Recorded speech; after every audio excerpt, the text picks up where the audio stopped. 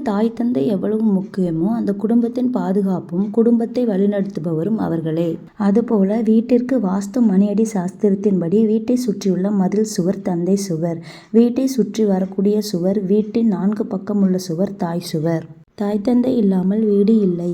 அதுபோல இந்த 2 சுவர் இல்லாமல் இருந்தால் வீடு இல்லை. தாய் சுவர் வீட்டின் முக்கிய கட்டமைப்பு ஆகும். தந்தை சுவர் வீட்டின் பாதுகாப்பு மற்றும் எல்லையை குறிக்கும்.